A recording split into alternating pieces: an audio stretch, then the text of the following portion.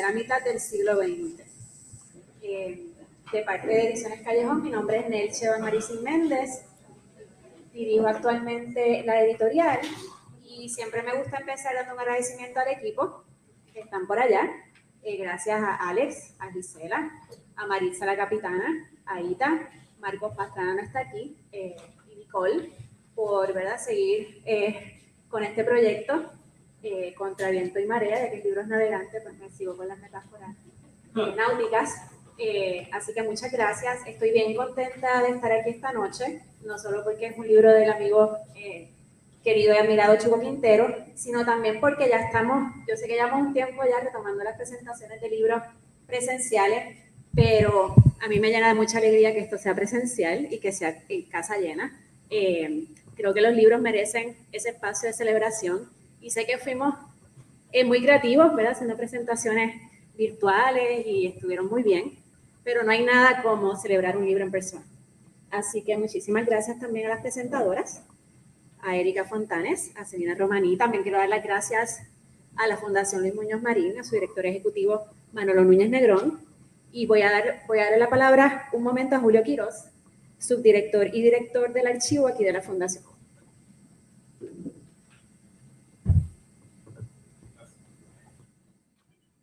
Buenas noches.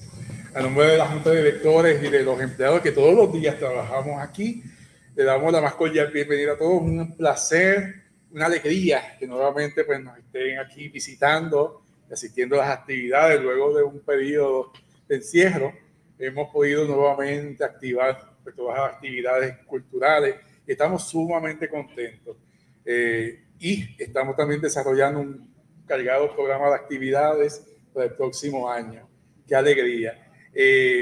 Esta noche pues presentamos un libro importantísimo del amigo Chuco Quintero, que precisamente es parte de proyectos y estudios que hemos estado también trabajando aquí en la Fundación de este periodo tan importante, porque es un periodo que es hito en la historia de Puerto Rico, y verdaderamente necesitamos conocer más sobre ese momento, ¿verdad?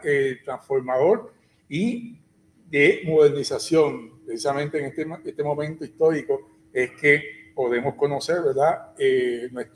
Nuestra sociedad moderna. Así es que encantados de que estén aquí y pues Chuco, lo mejor siempre. Muchas gracias.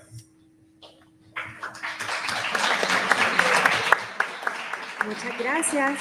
Y aunque ahorita hablé de que la pandemia no nos permitía hacer estos encuentros en persona, también por otro lado nos enseñó a usar Zoom y a poder contar con personas que no están físicamente en Puerto Rico. Así que aprovecho para darle la bienvenida al admirado profesor emérito de la Universidad de Princeton, el doctor Arcadio Díaz Quiñones.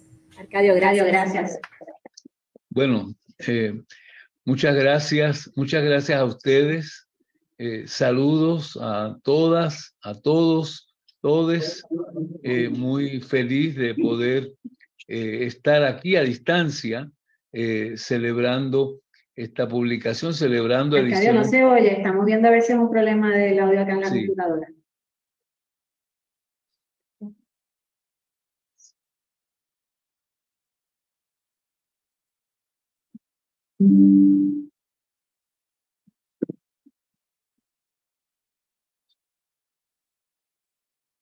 Trata ahora a ver. A ver, ahora sí. ¿Me oyen o no?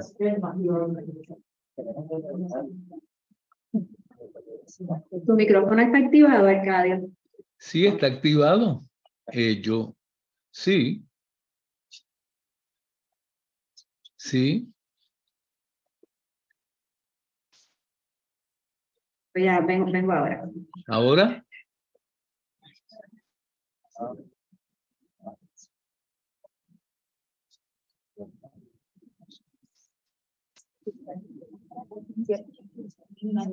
Si le quitamos el cable de la bocina y ponemos el teléfono acá. ¿Funciona? Ok, vamos a ver. ¿Está la bocina? Bueno, no le quiten. Vamos a ver cuándo llega. Hay que hacer la. Gracias. A ver.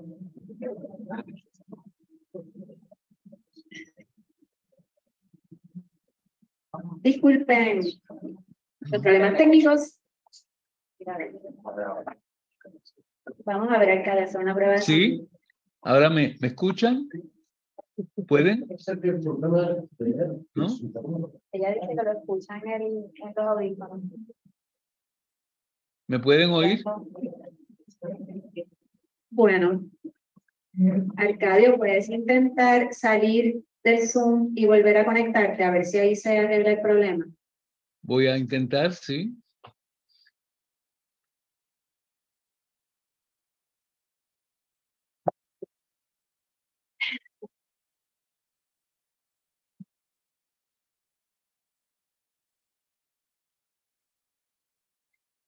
Luego de Arcadio, va a hablar la profesora Selena Romaní y luego entonces Erika Fontanes también.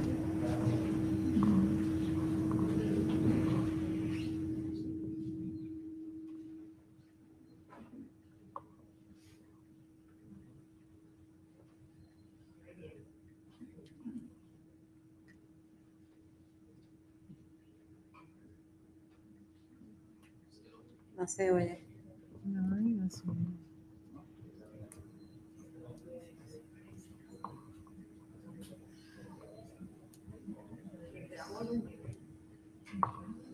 Déjame.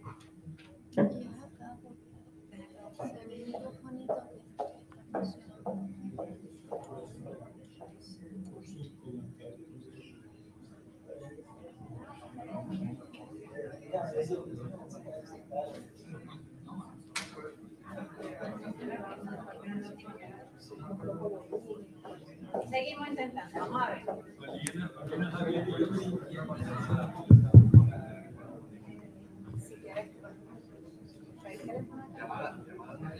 Por eso, ya lo tienen en el teléfono, yo creo. Vamos a hacer un intento más.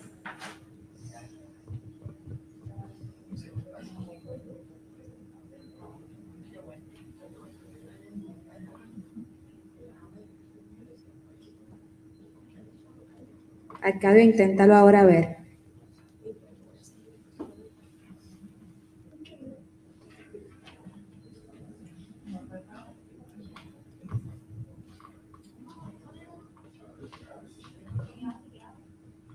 Si se llama y se pone en Ahí está.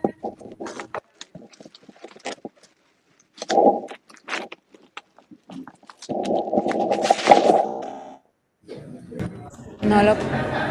si se llama el teléfono. Vamos a llamarlo por teléfono entonces. Ok.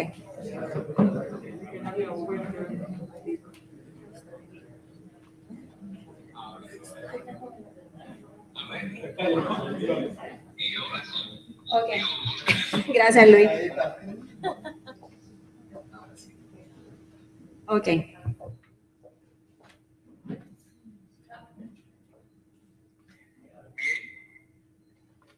¿Sí? ¿Escucha? Sí, sí, cómo no. Por teléfono no hay problema, parece. Oye. Ok. Pues Arcadio, adelante. Bueno, me da mucha pena y al mismo tiempo una alegría estar ahí, por lo menos a esta distancia tecnológica tan grande, pero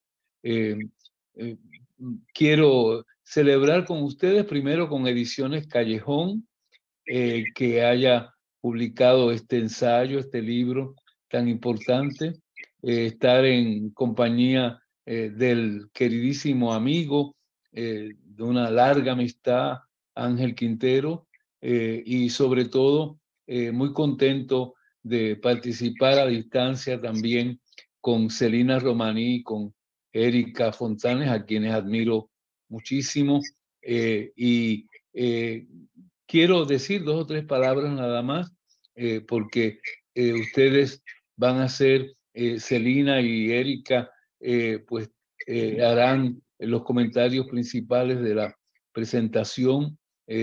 Y yo lo que quiero decir es lo siguiente, de forma muy breve, que En primer lugar es Quintero, nuestro amigo Quintero, muy conocido por sus grandes estudios sobre la cultura popular, sobre la salsa, cuerpo y cultura, y recordado siempre porque ya son clásicos sus contribuciones a la historia de las clases trabajadoras en Puerto Rico. Y este libro, sin embargo, es este ensayo de los años 70 que se publica ahora, tiene un lugar muy especial. Yo lo recuerdo muy bien de las discusiones en el Centro de Estudios de la Realidad Puertorriqueña de CEREP, un grupo, un colectivo que Quintero y su entonces compañera Marcia Rivera inventaron, organizaron un colectivo interdisciplinario muy comprometido con una utopía social en los años 70. Recuerdo esas discusiones de las cuales yo aprendí muchísimo, y me conmueve ver que ahora se publica y va a tener nuevos lectores. Lo que quiero decir hoy brevemente es lo siguiente, que este ensayo nos invita a pensar y a pensarnos que las bases sociales del Partido Popular Democrático en el pasado, cuando Quintero estaba pensándolo y escribiendo en los años 70, y ahora en el presente, exigen y más bien estimulan nuevas lecturas. Y yo quiero subrayar el pasado y el presente, porque una cosa era discutir, como hacíamos en CEREP, estos textos en los años 70 sobre la crisis del Partido Popular y la crisis del Estado Libre Asociado, y las críticas profundas de la sociedad civil puertorriqueña a lo que significaba esa estructura y las discrepancias también. Y otra cosa es leerlo hoy, ante las ruinas del Partido Popular y ante el mundo en que vivimos con los populismos fascistas. ¿Qué significó ese populismo puertorriqueño? ¿Qué herencia ha dejado? ¿En qué se diferencia y en qué se parece a otros populismos? Yo creo que eso es una pregunta para mí importante. Lo segundo que quiero plantear también es que el sociólogo aquí se hacía historiador, como lo hizo también con las clases trabajadoras, nos enseñó a pensar históricamente estos temas, y aquí pone el énfasis en una élite modernizadora. Yo creo que eso es muy importante. Yo aprendí mucho de eso también. Cómo estudiar esa nueva clase social con una historia muy larga, complicada. Él ofrece un mapa y una cronología difícil a veces de seguir, denso, ¿no? Pero para mí lo importante era que ahí se había construido una clase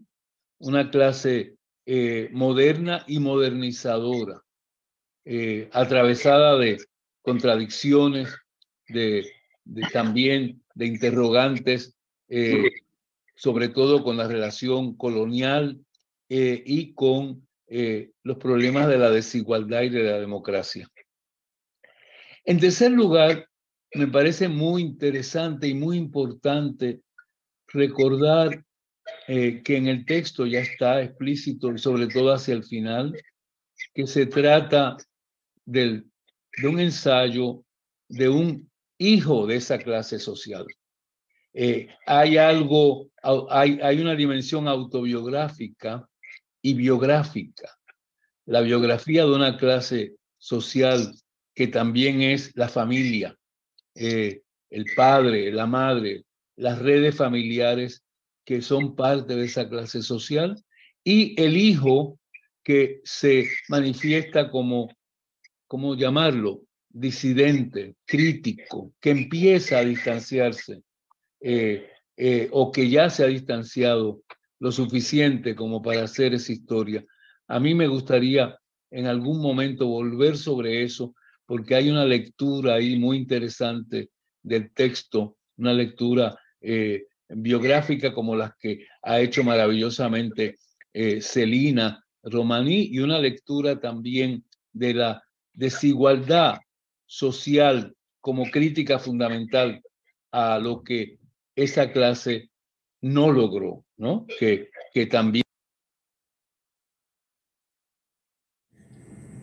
Y quería, además, no sé si lo perdí, pero quería señalar que ese hijo que se hace rebelde contribuye de una manera decisiva a pensarlo, y que lo que yo querría discutir hoy, como hacíamos en el también, es una dimensión que a mí me ha marcado profundamente, y es que no se trata de una clase de traidores, aunque hubo algunas traiciones muy claras, pero sí hay una dimensión trágica, me parece a mí, en esa clase de modernizador puertorriqueño, porque muchas veces lo que hicieron llevó en su larga consecuencia a daños irreversibles. Trágico en el sentido de irreversible algunas de las decisiones que tomaron, y estoy pensando en la gran migración organizada por esa clase, la población que sobraba, que tenían que contribuir y que lo hicieron, como ha demostrado el libro de Ricardo Melente muy bien, cómo organizaron la salida de tanta gente en los años 40 y 50. Lo segundo, la guerra de Corea, y claro está el marco del Estado Libre Asociado, lo irreversible de esas consecuencias.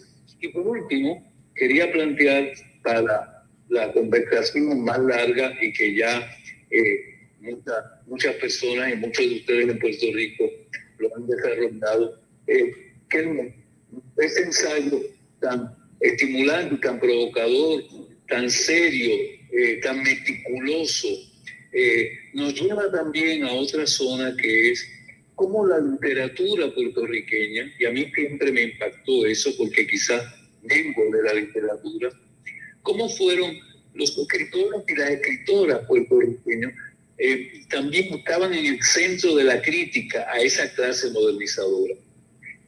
Pienso en César Andreu Iglesias, un hombre acorralado por la historia, pienso en José Luis González, pienso en René Márquez, pienso en Milita Vinto Gastón, por ejemplo.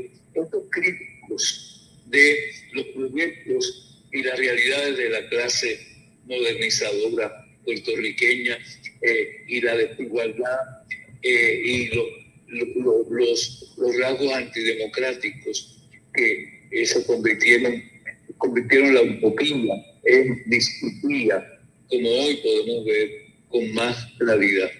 Lo voy a dejar ahí porque es una reflexión que he estado pensando mucho en estos días, y con deseos de estar ahí, y lamentando no poder estar con ustedes y seguir la conversación, pero espero que esté grabando el video y que pueda escucharlos. Por ahora, un abrazo grande a todas y todos, y celebrando al amigo y al maestro Ángel Quintero, que nos ha dado un libro para seguir pensando y seguir pensando muy críticamente de nuestro pasado, y no digamos de nuestro presente. Gracias.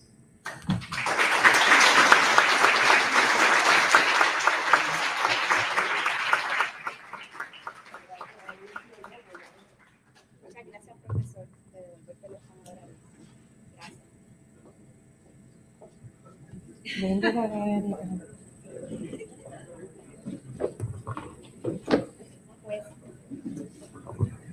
Gracias por su paciencia. Como les indiqué hace un rato, las presentaciones van a estar a cargo de Celina Romaní, quien ha sido profesora de Derecho por muchos años y es biógrafa de don Roberto Sánchez Vilella, y a la amiga Erika Fontanes, profesora de la Escuela de Derecho de la Universidad de Puerto Rico. Gracias a ambas por estar aquí.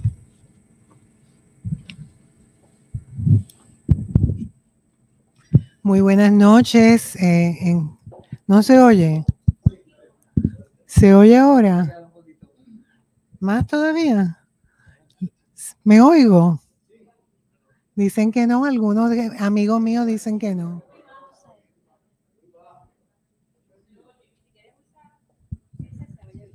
¿Cuál? ¿El qué? ¿Y esto cómo se suelta? Ahí. Okay. ¿Me oigo mejor? Que no dicen algunos. ¿Más todavía? Ahí me oigo. No se oye. Ahí. Mira, a ver. ¿Y ahora?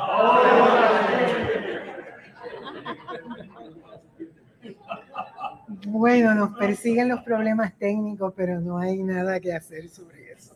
Olvídense, para adelante. Encantada de estar aquí con ustedes esta noche. He tenido el placer de saludar a algunos amigos queridos.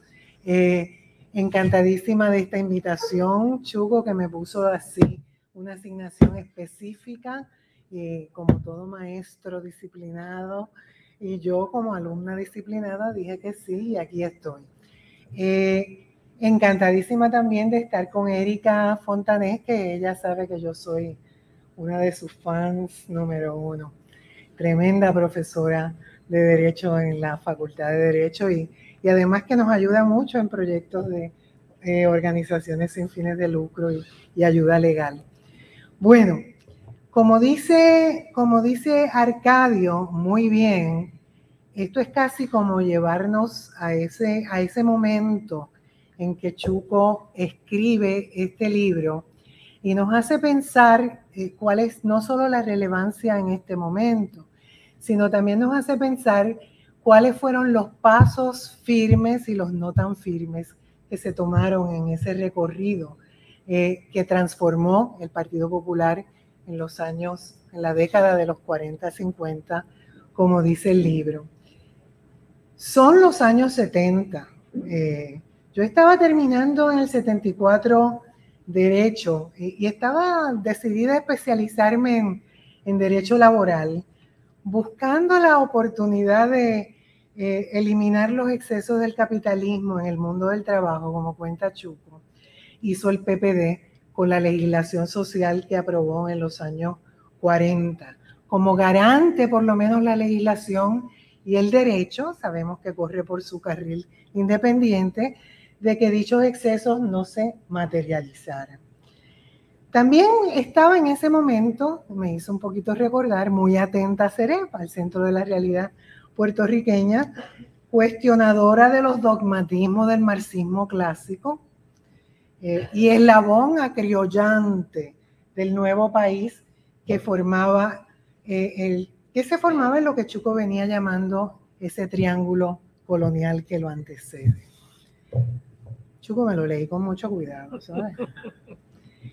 Influido mucho por todas estas luchas estudiantiles que tuvimos en los años 70, el 68, la primavera de Praga, el socialismo con la faz humana, el socialismo democrático de la Unidad de Chile, la nueva canción, Violeta Parra, Víctor Jara. Todo esto influía mucho en todos nosotros en esta época y el lente particular de esa nueva izquierda para entender mejor lo que había pasado, claro está, dentro de lo que muy bien dijo Arcadio, de haberlo vivido con familiares cercanos, porque Chuco lo vivió con su papá, con don Ángel Quintero Alfaro, que fue tremendo colaborador en esa época de la creación del Partido Popular, y también tremendo colaborador de Roberto Sánchez Vilella cuando fue gobernador como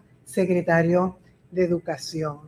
Así que en este sentido, yo creo que la relevancia en este momento para las nuevas generaciones, Chuco, también tiene mucho que ver, y Erika sabe de esto, que nos va a traer más al presente, es con las nuevas corrientes de Critical Legal Studies, de estudios críticos del derecho, en donde también estamos planteando en la disciplina del derecho una lectura de cómo la formalidad con que se trata la igualdad no resuelve los problemas de diversas identidades, de diversas razas, de diversos géneros, y cómo la igualdad formal en el campo constitucional se queda corta para adelantar entonces realmente una reivindicación. Y cómo, pienso yo, en estas discusiones que se van a tener con las nuevas generaciones a diferentes niveles de diferentes disciplinas, pues parte de lo que se puede ir planteando también es cómo incluso el concepto de clase necesita también replantearse el concepto de clase, toda esa diversidad de identidades que puede ser muy bien capturada por la sombrilla de clase, pero que la sombrilla de clase no necesariamente agota todas sus posibilidades, como bien refleja la identidad de género, la identidad de raza y otros tipos de identidades, etnicidades, etc. Yo recuerdo que en la época particular en que era abogada laboral y era abogada sindicalista, muchos de los que eran los herederos de esas luchas obreras, que también Chuco narra, porque las narra de una manera, esa parte primera la primera parte del siglo XX está súper bien narrada. Yo aprendí muchísimo de esa fase también. Pero esas herederas, esas organizaciones obreras herederas de principios del siglo XX, que estaban funcionando ya en los 60 y en los 70, pues realmente todavía no habían heredado bien. Tenían claro el concepto de clase, pero no habían asumido con la importancia que se requiere las luchas de género, las luchas de raza. Y yo me recuerdo muchas veces como yo le planteaba a sindicatos que yo representaba y que eran sindicatos mayormente compuestos por empleadas mujeres, dirigidos por presidentes y directores hombres, ¿dónde están realmente las negociaciones con mujeres? ¿Dónde están las disposiciones y las cláusulas que se pueden negociar como parte de un convenio colectivo y como parte de una lucha obrera que sí está comprendiendo la clase? Porque obviamente la mujer está inserta en una clase, el género está inserto, la mujer tiene clase y tiene raza y tiene orientación sexual y tiene muchas identidades. Pues, ¿cuál era la contestación? Y te estoy hablando del 74, del 75. La contestación era, ay, tú, Celina, con eso del feminismo, eso está importado de Estados Unidos. Eso me parece totalmente inaceptable que tú entres en este momento, en un momento en que nosotros somos tan progresistas, a insertar una discusión que realmente lo que hace es separarnos. De hecho, recuerdo que hubo necesidad de crear unos institutos para que ese entramado de lucha obrera y de sindicatos aprendieran algo de eso. Ahí, de hecho, yo conocí a Marcia Rivera. Yo conocí a Marcia dando un tallercito sobre las mujeres a uno de esos sindicatos en lo que se llamaba el Instituto Laboral de Educación Sindical, ILES. Yo no sé si tú recuerdas a Doris Pizarro, que era tremenda. Bueno, pues poco a poco hemos ido adelantando, pero yo creo que parte de lo interesante que va a ser plantear esta nueva generación el rol del sindicalismo como un elemento, ¿verdad?, de mejorar una distribución de riqueza, va a ser como que le hagas un examen y una radiografía de dónde está en términos de estas otras, ¿verdad?, estas otras realidades. El libro está escrito, yo entiendo que está escrito bastante claro para todo lo que briega con estadística, que yo soy un desastre con las estadísticas. Cuando yo veía las tablas me intimidaba mucho, pero van a haber personas que entiendan esas tablas mejor. Y lo importante de las tablas es que tienen los porcientos, tienen realmente la información fidedigna de dónde estaban las diferentes clases en Puerto Rico a principios del 40, cuando se da el paso y el traslado para el Partido Popular, que es información muy, muy importante y específicamente de mucha utilidad para entender mejor esto de esta política señorial, que él la atiende muy bien, de los hacendados, los agregados, la clase artesanal, y entonces va de la mano de esas estadísticas que hacen que entonces se convierta en una información muy valiosa, y para poner al día, ahora con las nuevas oportunidades que tenemos de ensanchar y abundar más sobre ese asunto. Él es muy boricua escribiendo, Chuco es muy boricua escribiendo. Es un lenguaje sencillo, y a pesar de que me ponían las tablas a cada rato, aunque a veces hay unos exabruptos juveniles, le salen de repente como unos exabruptos juveniles que son muy interesantes. Por ejemplo, yo ahorita le voy a dar un par de citas de algunos exabruptos juveniles, pero que quiere decir que él lo está escribiendo con todo su corazón, con todo su intelecto, con la energía que tenía ese centro de la realidad puertorriqueña de adelantar un tipo de investigación que no existía hasta el momento. Bueno, ese cuadro completo de esa economía azucarera y de ese capital ausentista, y del rol de las uniones norteamericanas desde el principio del siglo, me parece que es muy importante porque sigue siendo para estas nuevas generaciones muy relevante. A mí me tocó vivir cuando muchas de estas organizaciones cuestionaban la intervención de uniones norteamericanas en, por ejemplo, todo el capítulo que nos lleva a la sindicalización de los empleados públicos. ¿Qué hace la AFL-CIO metida en este asunto de la sindicalización de los empleados públicos? Hoy día, por ejemplo, tenemos la Unión de Servidores Públicos Unidos, que es de la AFL-CIO, de ASME particularmente, y tenemos la SPT también, que es de la CIU, que son uniones muy progresistas y que están bregando con nuevas dimensiones de esa conexión, pues que se llamó en un momento colonialismo sindical, pero que está ahí definitivamente muy presente todavía, y es algo que quizás también se podría explorar en esas discusiones con estas nuevas generaciones.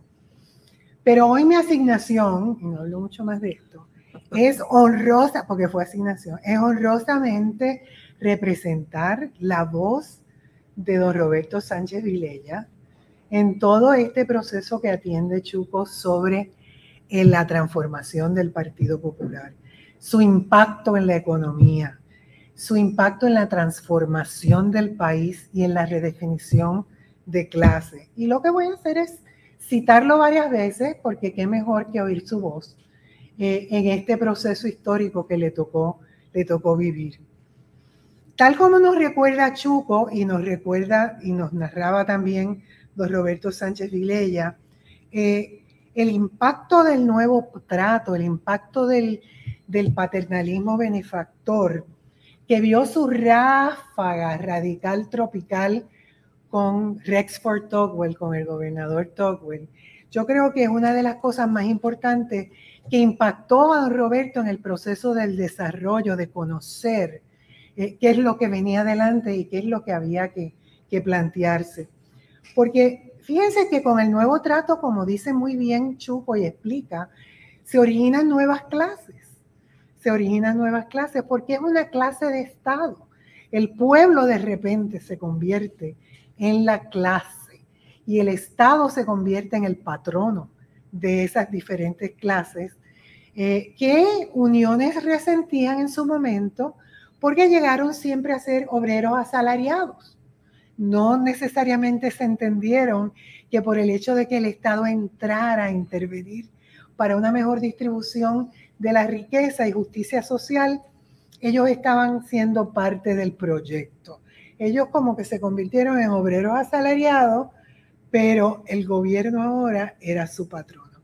Y yo no voy a aburrirlos con toda esta parte que muchos de ustedes saben, pero es parte de lo que Chuco también maneja, que toda esa fase de Tugwell es súper importante porque Tugwell además de que entra con este paternalismo, empieza a expropiar, se establece la ley de tierra, termina con todas esas organizaciones azucareras, se compra la central de Guánica, se compra la de Fajardo, se compra la central Eastern Sugar, todo eso se hizo, pero también lo más importante es que paralelamente, y eso me lo decía mucho don Roberto, Tocqueville estableció una academia de entrenamiento para los profesionales que iban a lidiar con este nuevo Puerto Rico.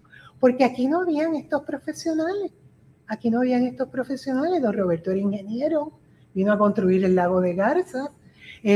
Picó, Moscoso, venía de las farmacias. O sea, aquí no había un entrenamiento de lo que era un profesional burocrático de gobierno. Y ahí empezó Tocqueville, ese fue su maestro inicial. Y así él me dijo que comenzaron a ver cómo se corría el país con esta nueva burocratización, para bien del país y para romper con ese capital ausentista y para romper con la injusta distribución de riquezas que había por razón de dicho capital ausentista y de los famosos hacendados señoriales. Me decía que Muñoz le decía, un bollo de pan, este es el discurso del bollo de pan, un bollo de pan distribuido entre 2 o 3 personas, pues satisface el hambre de 3 personas. Pero ese bollo de pan repartido entre 1000 es una migaja para cada uno. Y tenemos que decirnos, decían ellos, hay que buscar la manera, y esta es la clave, de aumentar la producción para que el aumento de esa producción pueda producir mayor riqueza. Por ahí empezamos. Y decía, no sacábamos nada con seguir produciendo cantidad de toneladas de azúcar y repartirla entre más personas, porque no era suficiente. Y además la caña era cultivo de esclavos. La caña no es un cultivo para la sociedad moderna que queríamos establecer. Teníamos que cambiar, para eso se creó la Compañía de Fomento Industrial, pero ¿qué pasa? Los economistas del momento decían, no se tiene el capital necesario para una industrialización en manos de la Compañía de Fomento Industrial. Teníamos que buscar la manera, recuerda Sánchez, de darle incentivos para que otros poseedores de capital pudieran venir a Puerto Rico. Por ahí se fue tramando todo el esquema de contribuciones y de invitación a la industrialización y de exenciones contributivas. Por ahí se fue fraguando y se fue tramando. Pero antes de eso, con Tocqueville se creó y se seguía expropiando, se expropiaban las comunicaciones, el teléfono, el telégrafo, acueducto, se hizo la ley de reforma universitaria, se creó el negociado de presupuesto, la compañía, se creó la junta de planificación. O sea, cuando pensamos, nada de eso estaba ahí, nada de eso estaba ahí. ¿Cómo corrían el asunto? Tú lo cuentas un poquito antes de esto, pero nada de eso estaba ahí. Y entonces, en ese sentido, se aprovecha mucho el momento de la guerra para también tener un acceso a mucho más beneficios que ayudaran el desarrollo industrial comenzado a lo Tocqueville en ese momento. Déjenme decirles que, y algunos de ustedes lo saben, son historiadores y han estudiado historia, no estoy descubriendo el Mediterráneo. Tocqueville, nos cuenta don Roberto, luchó mucho en varios frentes, luchó fuerte y duramente en varios frentes. Los que se leyeron The Stricken Land de Tocqueville, pues saben mucho de ese proceso.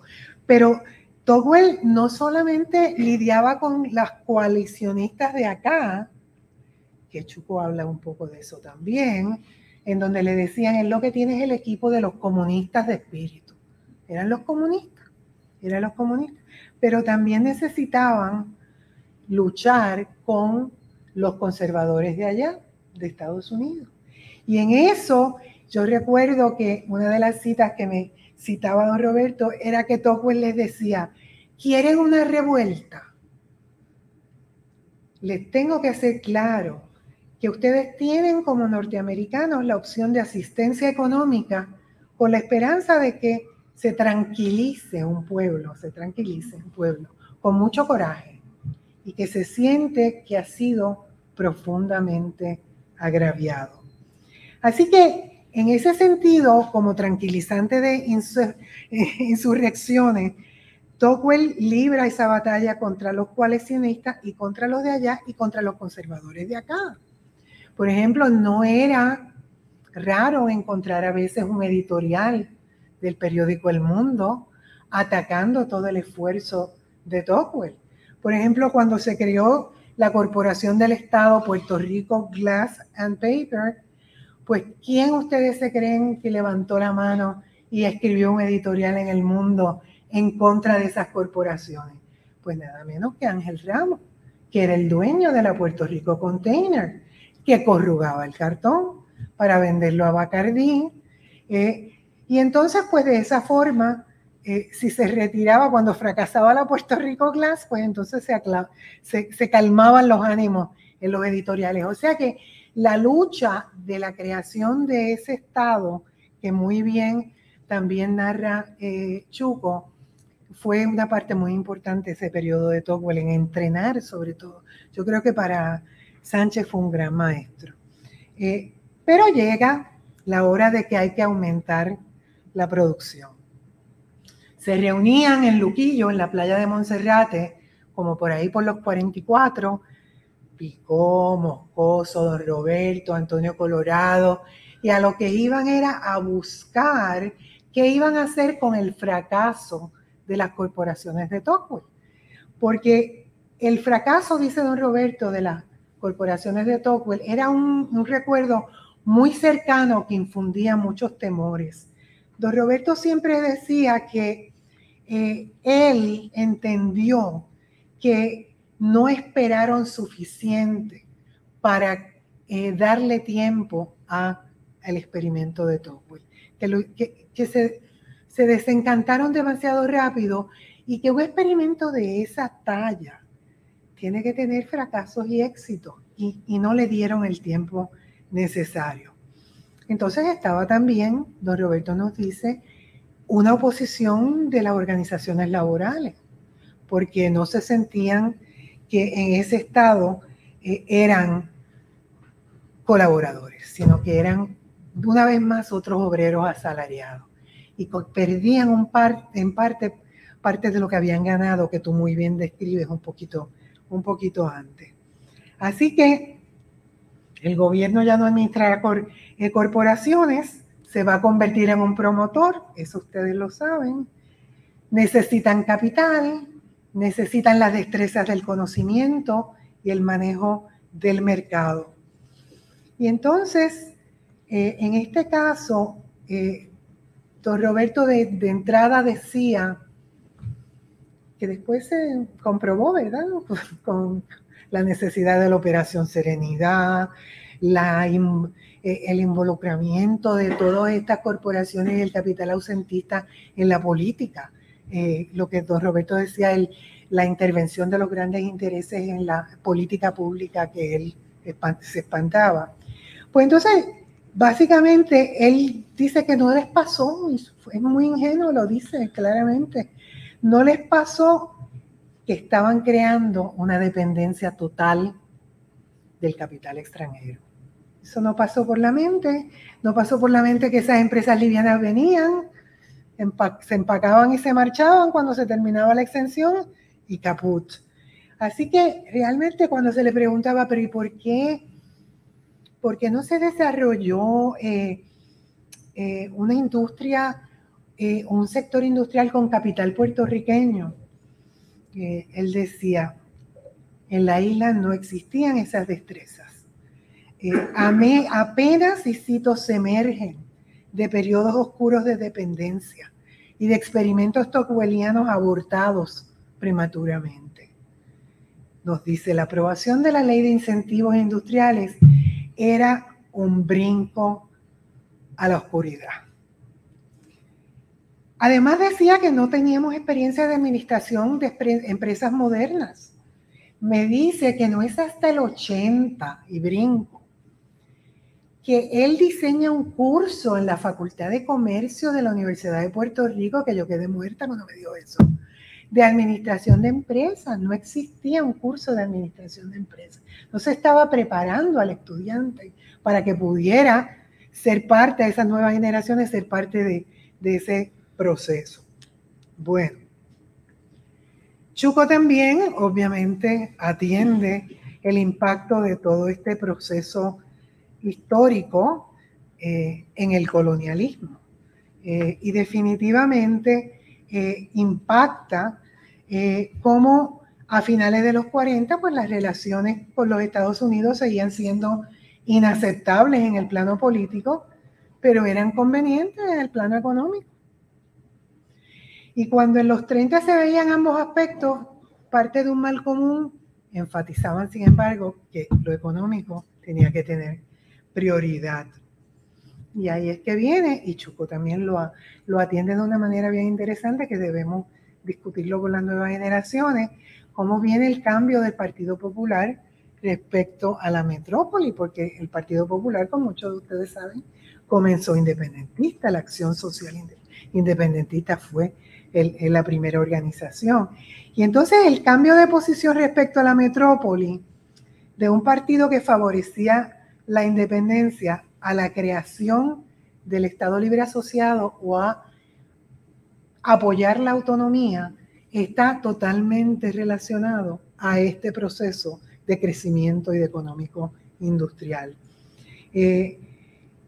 Dice, un segundo punto por recordar es que el desarrollo del Estado para esta clase que Chuco llama clase en hacerse, muy influido por Thompson en términos de sus estudios por allá de Inglaterra, de que, ¿cómo es que tú dices? Las clases no se hacen, ocurren, ¿verdad? ¿Es así? ¿O te estoy citando mal? Que las clases no son. No existen, sino, no son, ocurren. Sino ocurren. Ocurren. Las clases no son, ocurren. Y eso es lo que tenía Chuco en mente para efectos de el desarrollo de este Estado en un proceso político que va caminando hacia ese autonomismo. Entonces dice que realmente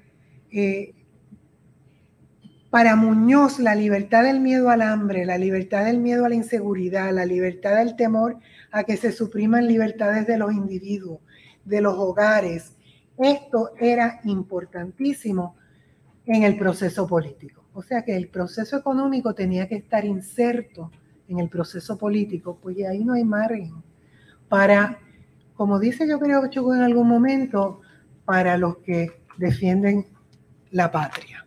O sea, los que defienden la patria, el discurso patriótico. No había espacio para eso. Creo que lo dice en algún sitio, a lo mejor te estoy citando mal, pero me corrige. Así que realmente, obviamente, esa estrategia de incentivos industriales y de desarrollo económico no encontraba un cauce positivo en la independencia. Eso, yo creo que se cae de la mata a la luz de cómo está narrado. Había que crear un gobierno autónomo dentro de un mercado común, una seguridad internacional común, una ciudadanía común con los Estados Unidos, que muchos años después Sánchez le dijo a Juan Maribraz, es que nosotros lo que creamos fue que Puerto Rico fuera un parque industrial de Estados Unidos. Y eso fue lo que fue pasando eventualmente.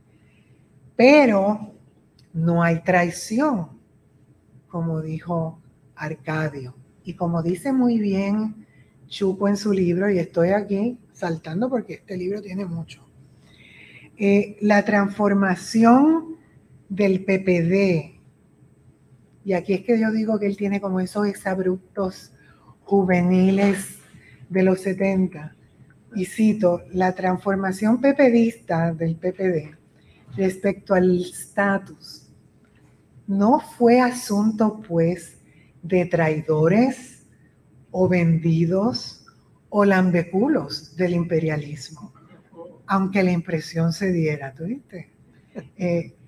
Fue la respuesta de una clase en hacerse, en vocación hegemónica, configurándose a través de una política populista y en torno al mito del Estado del pueblo.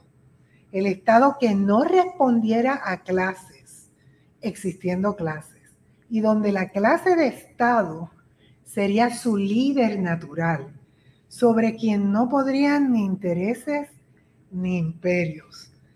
Había que quebrar las ataduras, pero no era con la posición independentista patria ideal, entre comillas, sino con el desarrollo del Estado en la modernización de la economía y en su programa de la abolición de la miseria.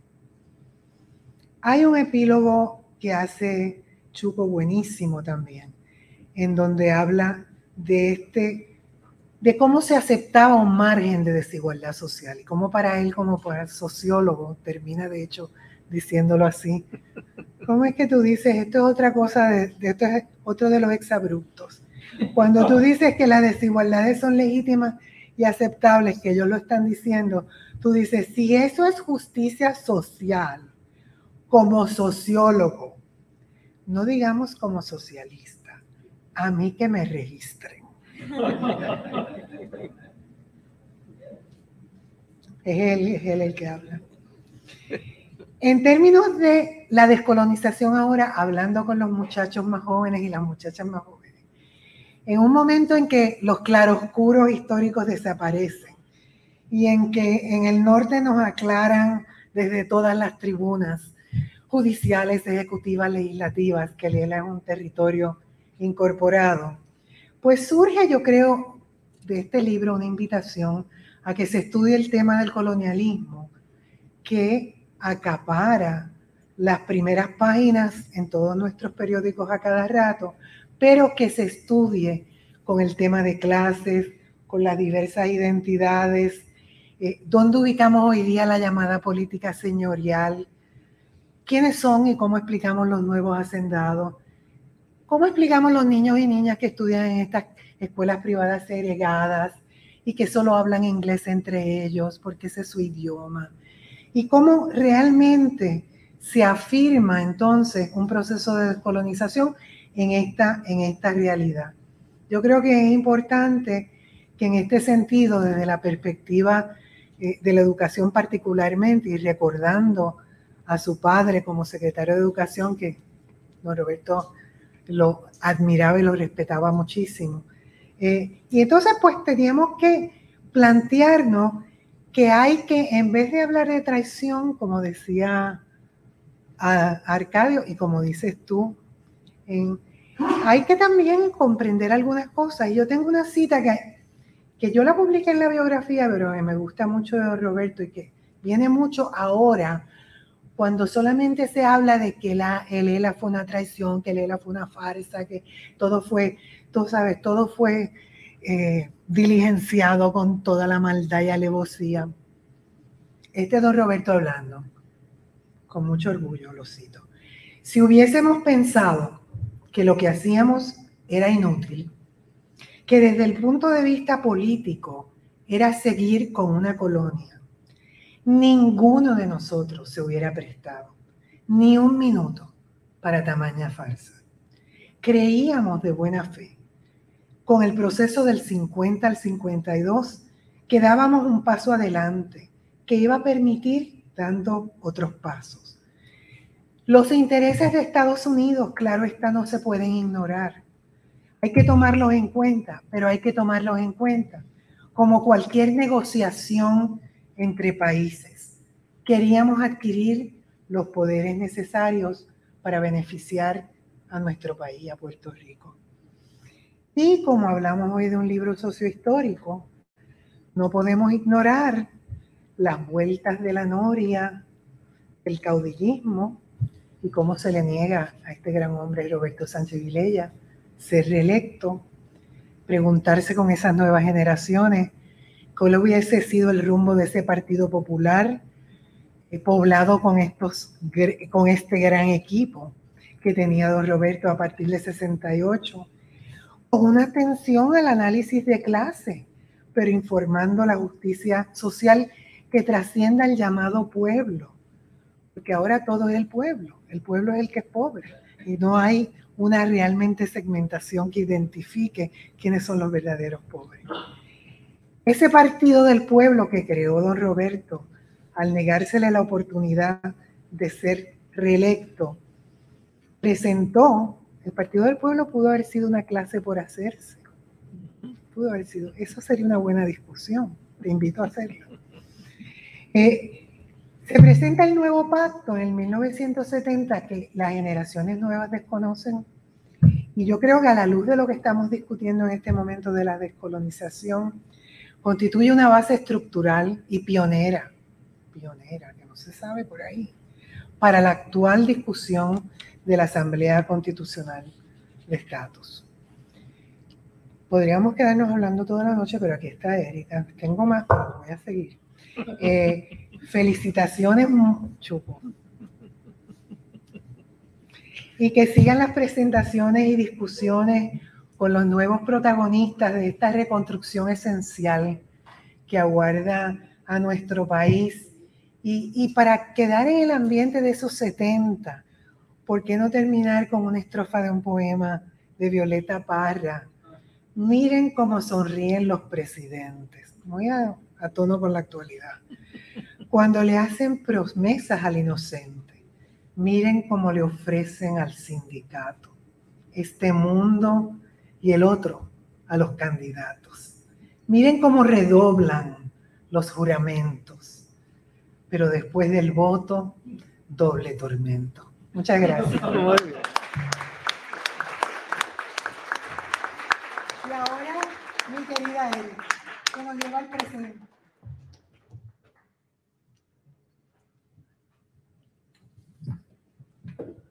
Buenas noches, saludos a todos y todas. Gracias por estar aquí. Gracias a Chupo por invitarme a decir algunas palabras sobre su libro. Para mí realmente es un honor. Y también es un honor coincidir con, por supuesto, Arcadio y Celina. Voy a leer. En el 2016, el periódico británico The Guardian reportó los resultados de una encuesta en que la mayoría de los británicos se identificaban como clase trabajadora. A pesar de que solo un 25% trabajaba en ocupaciones rutinarias o manuales, 60% se autoidentificaron de clase trabajadora, un fenómeno descrito por expertos como el working class of the mind. Como era de esperarse, los políticos comentaron la encuesta con escepticismo. Todos somos clase media. Tenemos que liberarnos de las viejas identidades de clase, decía Blair. David Cameron ya antes había rechazado la crítica de que el país era gobernado por hombres élite de escuelas privadas, diciendo, y cito, lo que cuenta no es de dónde vienes, sino hacia dónde vas. Pero la población británica tiene bien claros sus orígenes, y aunque haya habido movilidad social, tiende a identificarse con estos en gran medida porque percibe las desventajas que existen en una sociedad dominada por una pequeña élite blanca. Los expertos pueden concebir esta identificación con el working class como mental, cultural, abstracta o algo del pasado. Pero la realidad es que la identificación misma en categorías de clases sociales puede alcanzar una materialidad bien concreta.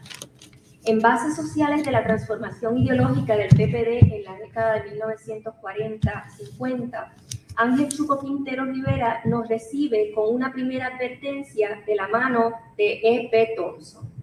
Cito, las clases sociales no son categorías en un análisis estructural estático, sino fenómenos históricos. Se definen porque ocurren, no porque son, y fenómenos históricos son. Los resultados de la encuesta británica que comenté se dieron a 3 días de conocer los resultados del referéndum del Brexit. Y entre otros factores se dice que ese alto porcentaje que se identifica como clase trabajadora tiende a ser más conservador en temas sociales como la inmigración, la pena de muerte y otros asuntos de corte moral, lo que los llevó a votar por la salida de la Unión Europea. El mismo año de la encuesta británica y a meses del Brexit, en Puerto Rico, el Partido del Pueblo Trabajador, o PPT, acudía por segunda vez a las urnas como opción progresista, y cito, para las grandes mayorías del país. Como seguramente tantos otros, yo me preguntaba entonces, ¿quiénes son el pueblo trabajador del Puerto Rico de 2016? Me preguntaba también, independientemente de la respuesta, ¿se conciben estos así como trabajadores? ¿Responderá el país a la narrativa de una clase trabajadora? ¿Funcionará esta como un fenómeno aglutinador? Meses después, en una tienda de antigüedades en Guaynabo, encontré en una tablilla un libro de Tommy y Feldman, Social Class and Social Change in Puerto Rico, la segunda edición de 1971. Lo compré por menos de $5. El presente me hablaba de la antigüedad del análisis de las clases sociales. La metáfora es obvia, me dije. Pero vuelvo entonces a E.P. Thompson. Las clases no son categorías estáticas, son fenómenos históricos, y algo de mi experiencia personal, que no viene al caso hoy, me dice que todavía hoy hay concreción y materialidad en el fenómeno de clases sociales. Solo hay que tener los ojos y los oídos prestos. El PPT obtuvo aún menos apoyo de lo que obtuvo en las elecciones del 2012. Y ese mismo año desapareció como opción electoral, dando paso a una transformación que en el 2020 provocaría otro fenómeno y una narrativa transformadora o transformada. Quizás las mayorías de Puerto Rico no se identifican predominantemente como el working class, pero sí es posible, o acaso me pregunto yo, si en esta coyuntura hay un terreno más fértil para un nuevo alineamiento de fuerzas a partir de la precariedad material que afecta cada vez más evidentemente nuestras vidas. Es en esta coyuntura que veo la pertinencia concreta del libro que celebramos hoy. Chuco da una mirada aguda y lúcida sobre cuáles fueron las condiciones materiales y las narrativas que dieron paso a la hegemonía del PPD, pero desde la perspectiva del fenómeno de clase, desde las transformaciones que configuraron un nuevo escenario para sustituir una sociedad vista desde el lente de la estratificación de clases a otra desde un lente maniquio del pueblo versus el villano. Bases Sociales está conformado por un trabajo e investigación escrito hace 40 años que, según relata el autor, desempolva para ver si puede contribuir a las discusiones actuales ante la evidente falta de legitimidad del modelo de Lela y de su bancarrota económica. Su versión preliminar circuló en 1975. Desmitologizar los lugares comunes del origen del PPD es parte del objetivo del autor. Sin embargo, desmitificar al PPD y a Muñoz Marín, muchos lo han hecho, incluidos algunos de sus fundadores. Lo importante de este libro de Bases Sociales es que desde su investigación y redacción, al autor le pareció suficiente consignar lo falaz de los lugares comunes. Hay que entenderlo, nos dice Chuco, y añado yo, y hay que entenderlos bien. Y como él bien hace, entenderlos aún en su mejor luz, desde la buena fe, para trazar las líneas, curvas y vericuetos hasta el presente. Pienso que uno de los aciertos de Bases Sociales es que no intenta desmitificar a Lela ni a Muñoz desde acercamientos principistas o moralistas. No se trata de una traición, como ya se ha dicho. No se trata de la venta a la patria, sino, y cito, no fue un asunto de traidores o de lambeculos del imperialismo, fue la respuesta de una clase en hacerse, que configuró el mito de un Estado del pueblo. Me parece que entender esto con todo el peso que merece es sumamente importante. Nos permitiría complejizar tanto la realidad de entonces como la nuestra, no solo al añadir el análisis materialista y de clase, sino ante la posibilidad de observar el presente desde una mirada interseccional, capaz de integrar los elementos estructurales que conforman las clases sociales y las formas que hoy día asume el colonialismo. Algo que demostró ser indispensable en algunos debates surgidos en las pasadas elecciones ante la opción electoral entre el movimiento Victoria Ciudadana y el Partido Independentista Renovado. Incluso ahora resulta más urgente cuando se plantean nuevas alianzas. En Bases Sociales, Quintero Rivera nos prepara, previo a desmitificar, con un análisis abarcador de las condiciones materiales que dieron pie a las clases sociales de principio de siglo. Nos explica las condiciones con acercamientos marxistas que dieron paso a las luchas obreras. Nos ubica para entender las contradicciones de ese movimiento obrero que insertaba discursos liberales y tenía la fe puesta en sus premisas. El autor nos lleva de la mano para entender las bases materiales de producción material capitalista de época que daría lugar a básicamente la transformación de sus clases sociales y que, según su tesis, nos ayuda a entender las alianzas por venir. El deterioro de los términos de intercambio y la dependencia del comercio exterior, las contradicciones del modo de producción capitalista y el problema del empleo a través de un examen de la acumulación capitalista. Esto produjo transformaciones sociales y movilidad y, sobre todo, un resquebrajamiento de las clases tradicionales. ¿Quiénes eran estas clases sociales de las que el autor nos habla? ¿Cómo se transformaron? ¿Cuál es el lugar del fenómeno político, social y económico de esto en el Puerto Rico contemporáneo?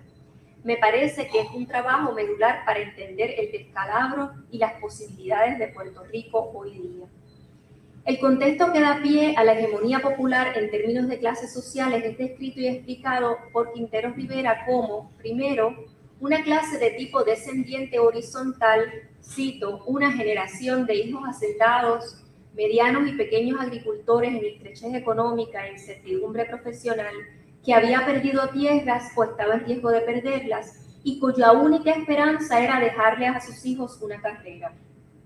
No olvidemos el rol importante de la universidad. Segundo, la crisis de la agricultura tradicional, que coloca descendientes de los distintos niveles inferiores de la hacienda en más o menos el mismo nivel. Y tercero, una ola de población diversa en busca de trabajo que se ubica en los arrabales, con un 80% en San Juan, y que dependía de la ayuda mutua o del buscárselas, lo que incluía, según el autor, una sumisión jaiba o astuta a la beneficencia gubernamental. En otras palabras, estos son los antepasados de las comunidades que hoy conforman el Distrito Especial del Caño Martín Peña. Este contexto de clases a menos enfrenta la desesperanza, permite un revivir pentecostal y antiburgués, pero también un rechazo a lo mundano y una espera al apocalipsis. Quintero explica al detalle también el fraccionamiento de los núcleos obreros por los conflictos entre la FLT, el Partido Socialista y otras vertientes como el Partido Comunista. Cito al autor. La política de clase del Partido Socialista en sus años gloriosos había sucumbido ante la política del pueblo y facilitó la inserción de un amplio sector que no se ubicaba sólidamente en términos de clase. En esa idea de pueblo convinieron en el mismo bote el mundo hacendado, venido a menos, que formó la clase en proceso de hacerse, el nacionalismo militante pequeño burgués desesperado con su desaparición de modo de vida y su política moralista, el sector obrero aglutinado, entre otros, en la CGT, que fue la respuesta al distanciamiento entre la clase obrera y sus instituciones, y esa clase, en proceso de hacerse, logró un proyecto de, cito al autor, nacionalismo de bolero, que le proveerá las bases materiales para una nueva hegemonía, a través de un maniqueísmo que Quintero Rivera discute al detalle. Lo que nos explica el autor también puede abordarse desde el planteamiento que hace Chantal Mouffe cuando aboga por una estructura de lo político bien diferenciada, lo que para ella, cito, requiere la constitución de identidades colectivas en torno a posiciones bien diferenciadas. Cito a Mouffe. refiriéndose a la política contemporánea. El abandono de la visión de la lucha política en términos de posiciones antagónicas entre izquierda y derecha se ha visto acompañado de la aparición a toda referencia a apuestas diferenciadas. Así las cosas, ha habido un desplazamiento hacia una república de centro que no permite emerger la figura necesaria por demás del adversario. Cierro cita. Ese enfrentamiento de proyectos fue lo que sí pudo aglutinar el PPD y que le proveyó saciar su sed de vocación hegemónica. ¿Y cómo lo hicieron? Quintero destaca algunos de los elementos en su narrativa maniqueísta y sus limitaciones. Primero se creó la narrativa del pueblo que enfrentaba al villano, siendo el villano los grandes intereses y las corporaciones azucareras. En ese pueblo no hay necesidad de distinguir entre clases sociales, pues lo importante, como expresó David Cameron en la Inglaterra de 2013, es el futuro, no es el pasado. En segundo lugar, su proyecto no elaboró una crítica al capitalismo como su sistema o modo de producción, como sí lo había hecho el Partido Socialista décadas antes. Se trataba, y cito, de corregir excesos del individualismo económico. En tercer lugar, se creó una nueva hegemonía de clase social y acción estatal. El Estado y el pueblo son lo mismo, porque el primero es representante y después de todo encarna al último. Finalmente, los intereses generales que guiaban el bien común eran los intereses de la clase en hacerse, pues la clase obrera siempre fue de segunda, digna de proteger con legislación social, sí, pero nunca igual. Al igual que Francisco Catalá en Promesas Rotas, donde destaca el institucionalismo de Tocqueville, Bases Sociales nos presenta cuáles fueron los desvíos de ruta que nos trajeron a la situación actual, pese a las narrativas originales del PPD. Los cambios de legislación del aparato público para Tocqueville, que para Tocqueville no debían limitarse a la inversión del capital exterior, terminan así homogenizándose hasta nuestros días. En este sentido, aunque mediante formas distintas, no ha habido discontinuidades de época. Quintero menciona la ley de incentivos industriales como un momento clave en el que el proyecto del partido evita, cito, los excesos de ese individualismo económico. Detalla también el cambio de un Estado comprometido con reivindicaciones populares a uno que meramente se concibe como árbitro o armonizador de intereses.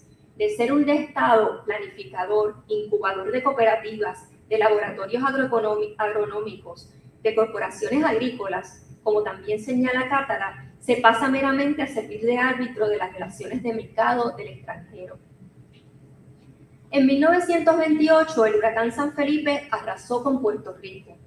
Al año siguiente nació Otilio Cruz en las montañas de Maricao, cerca de lo que antes era la Hacienda Ballester. Luego del paso del huracán María, fui a entrevistar a Otilio y a su hermano Emilio. Otilio tenía entonces 91 años, Emilio 84.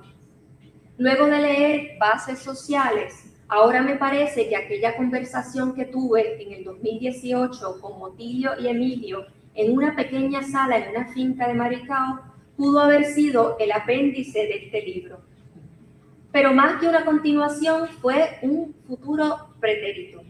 Allí, en cada entrevista que realicé luego del huracán María, indagando la situación de la precariedad en la tenencia de tierras, no solo no faltó el espíritu de Muñoz ni la alusión al PPD, tampoco faltó la alusión al Partido Liberal o al Partido Republicano. La situación del huracán San Felipe remitía a la situación del huracán María. Otilio y Emilio, lúcidos ambos, nos contaban y nos decían, y cito, Muñoz se olvidó de nosotros. Se supone que nos hubieran hecho una carretera, pero le tiraron a los populares y no a nosotros porque estábamos en zona de republicanos. Cierro cita. Otilio explicó con mucha convicción que tenían la obligación de votar igual que el dueño de la propiedad. Y dijeron más, pero no es aquí el momento. Con mucho orgullo nos dejaron saber que las tierras donde habitan hoy son tierras que les pertenecían porque su padre, agricultor, las había comprado con mucho sacrificio. Pero el asunto es que lo narrado por Quintero en Bases Sociales tiene una vigencia asombrosa. La falta de acceso a la tierra, la pobreza, el impacto de las políticas de incentivos a extranjeros, la carencia de vivienda, la situación de empleo y la desesperanza fue tanto antes como lo es hoy. Podría dar la impresión de que se trata de un libro del pasado. No se equivoquen. No solo es un libro del presente, porque nuevas generaciones podrían leer con interés las tesis esbozadas por Quintero para entender el fracaso de Lela y del PPD. Pero es un libro del presente también porque nos convoca a identificar las continuidades que desde mi perspectiva están manifiestas y son parte del presente. Bases Sociales puede arrojarnos pistas tanto metodológicas como de contenido. Por ejemplo, ¿por qué hoy día nombramos y nos referimos a las clases empobrecidas como comunidades? ¿Acaso es eso un eufemismo político? ¿Es la narrativa de las comunidades una especie de forma de lidiar con un pasado atormentado por la promesa rota de la que nos habla el profesor Catalán? ¿Es posible la narrativa de las comunidades, que la narrativa de las comunidades hoy día, que ha venido a sustituir la del pueblo de Muñoz, a falta de una narrativa sobre las distinciones de clase o de una que promueva el antagonismo al que hace alusión Chantal Mouffe? Estaremos cerca de una narrativa que, aunque sea compleja, nos permite entender las diferencias de clase que sí existen todavía, pese al tránsito de la colonialidad del poder. ¿Dónde está hoy día esa clase venida menos de las haciendas?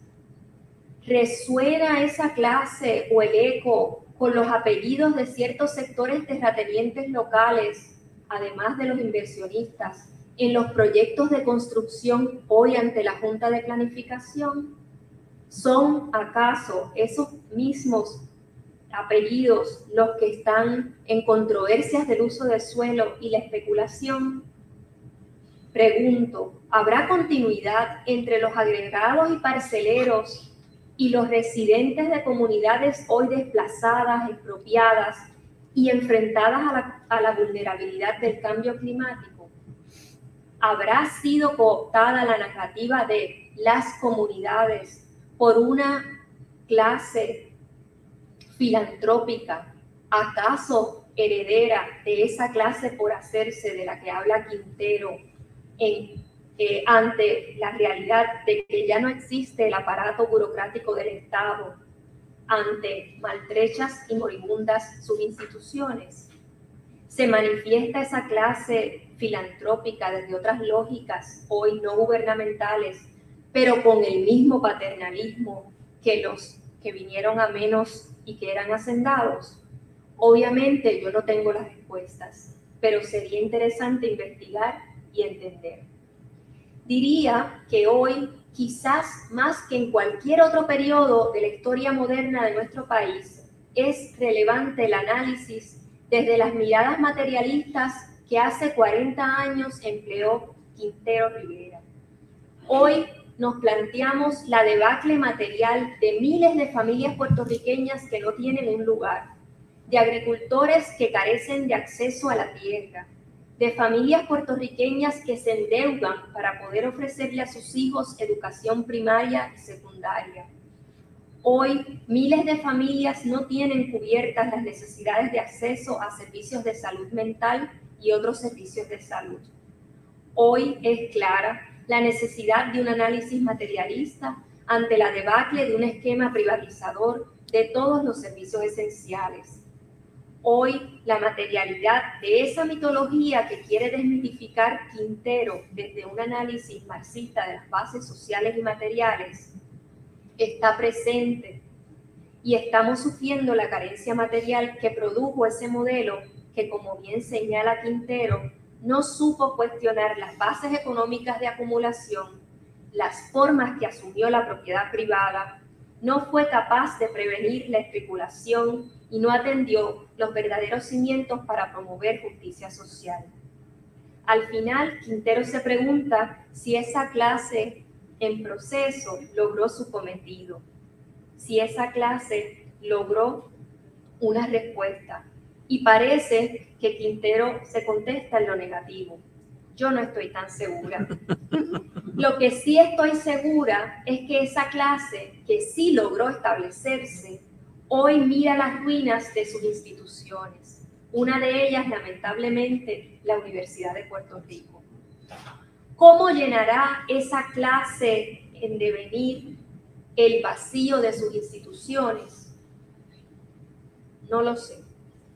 ¿Cómo llenaremos nosotros el vacío que nos deja a todos esa quiebra institucional que aún con los desperfectos nos sirvió de base por muchos años? Esa sí para mí es una pregunta de primer orden. El análisis que hace Quintero Rivera en bases sociales nos sirve de referente, acaso para encontrar similitudes o quizás para encontrar metodologías para analizar y entender. Entender, entender, entender, desde la intersección de clases sociales, junto a otros parámetros, pero nunca en exclusión de esta, que diría yo, es indispensable para poder imaginar un mejor futuro. Gracias.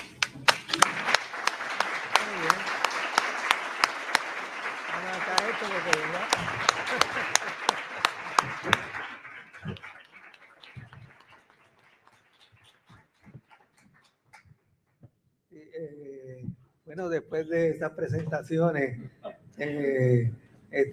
quiero recalcar una cosa, ¿verdad? Y es que este libro se mantuvo como un borrador por 40 años. Y por algo fue, porque realmente era de esos trabajos que discutíamos en CEREP, ¿te acuerdas, Luis? Que necesitaban mayor pulirse mejor, ¿verdad? Necesitaban pulirse mejor. Entonces, pues también yo fui interesándome por otros, ¿verdad? Por otros temas, ¿no? Sobre todo sociología de la cultura y de la música y eso. Y se fue quedando ese borrador ahí, siempre con la idea de volver sobre él, cuando ya se hacía imposible volver sobre él, no solamente porque era un borrador, sino porque después de eso, pues se habían producido muchos otros estudios que me obligaban a ponerme, y habían ocurrido muchas otras cosas que me obligaban ¿verdad? A revisarlo. Entonces, pues por eso, pues quiero hacerle esa aclaración de que más bien que sus conclusiones, ¿verdad? Yo creo que el libro puede ser muy útil precisamente como algo que ellas hacen, ¿no? Y además de lo de Sánchez Vilella, lo primero que hiciste fue buenísimo, así que, ¿verdad? Así que también ahí, o sea, la parte ya de tu experiencia como, ¿verdad? Como abogada laboral, o sea que yo creo y espero que pueda servir como base para muchas otras discusiones y para muchas otras investigaciones, ¿verdad? Que eso sea su fuente principal. Arcadio siempre estuvo detrás de mí diciéndome que tenía que publicarlo. Para él decía que había sido muy importante y que tenía que publicarlo. Parte de la crítica que yo mismo me hago es que es un trabajo donde prima, o sea, no donde prima, donde es sobre las clases sociales. Y por eso la base de análisis pues es la historia económica. Entonces, en ese sentido, otros elementos que Celina muy bien trae, como identidades de género, de raza, y eso que estaban de alguna manera muy presentes en CEREP, porque pues había otras personas que lo traían, ¿verdad? Como la parte de género, pues Isabelita Picó y Marcia, y la cuestión de raza, pues Lidia Milagro González, Isabel Ocenón, que no estuvo directamente en CEREP, pero que participó de un proyecto juntos, y pues estaban presentes, pero reconocidamente de una manera, en mi caso, secundaria, ¿verdad? Que no creo que superé eso en los trabajos ya de la música, la parte de la música. Yo creo que en Cuerpo y Cultura está eso ya, pero solamente quería hacer esa aclaración de que el libro debe usarse sobre todo para eso, como una base, porque mi información tiene muchísima, mucho análisis, muchas hipótesis, y trabajando con algo que nos acusaban entonces. Había en un momento dado se dio como una fiebre de estar acusando a todos los que de alguna manera habíamos tenido una influencia importante del marxismo como estos dinosaurios, sí, ¿verdad? Sí. Y realmente nos criticaban sin leer las cosas nuestras, decían, no, eso no sirve, qué sé yo, cuando siempre fue un marxismo muy abierto, muy crítico, o sea, era lo que se fue llamando en otros lugares la nueva izquierda, ¿no? No era la vieja izquierda, era la nueva izquierda, y era un marxismo muy crítico, sí. Y el mismo, como bien ellos señalan, el mismo eje de este trabajo es precisamente lo que dentro del marxismo tradicional sería considerado una herejía, que es hablar de una clase en hacerse, ¿verdad? Como proveniente de un sector profesional, ¿no? Así que, pero eso quería, ¿verdad?, hacerle esa aclaración. Pero luego de las presentaciones de ella, realmente, pues no me crea que seguramente han despertado en ustedes como en mí mismo en interés en el caso mío en releer el libro, en el caso de ustedes, pero en leer el libro. Realmente me queda poco que añadir que no sea el agradecimiento a ellas, ¿verdad? Al equipo de Ediciones Callejón, a la Fundación Luis Muñoz Marín por acogernos, y a ustedes por la solidaridad de este momento, ¿verdad? Y por el interés en los trabajos míos. Medio siglo atrás, específicamente entre 1970 y 1971, un grupo de entonces jóvenes académicos formados en distintas disciplinas, y eso es bien interesante porque eran realmente distintas disciplinas de los estudios humanísticos y sociales, decidimos compartir nuestras investigaciones en curso. Eso era importante, investigaciones en curso. Casi todos nosotros estábamos haciendo tesis doctorales en aquel momento, de una manera continua y sistemática. Nos animaba el deseo de entretejer el compromiso social con la investigación rigurosa y el continuo diálogo entre la reflexión teórica innovadora y los procesos históricos que se expresaban social, económica y culturalmente en realidades empíricamente constatables. Entiendo que este libro es un buen ejemplo de los borradores en curso que discutíamos en Cerebro, con el mayor sentido, ¿verdad? Con el mayor sentido de solidaridad crítica entre todos. Quisiera que este libro fuera, ya pasado su cincuentenario, porque pasaron ya 50 años de Cerep, un homenaje a aquel esfuerzo. Y entre todos, a quien más esfuerzos, redundancia adrede, le dedicó a Marcia Rivera Hernández. Quisiera concluir leyéndoles la dedicatoria del manuscrito original y del libro, que sintetiza el propósito que lo anima y su hipótesis principal, así como el significado de que estemos llevando a cabo su primera presentación en este lugar. Y leo: al doctor Ángel Quintero Alfaro, padre y maestro, que admiro y que quiero, a través de quien no puedo dejar de respetar el esfuerzo innovador de aquel sector profesional haciéndose clase en su proyecto político de Estado, clase eje del populismo PPDista, aunque tenga este trabajo intenciones de ir desenmascarando su mito. Gracias. Muy bien.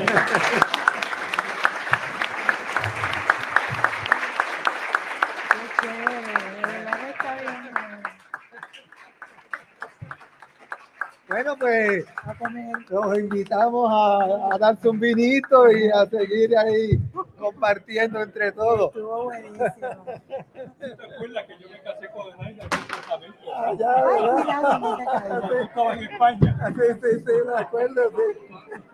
Tremendo chupo. Maestro,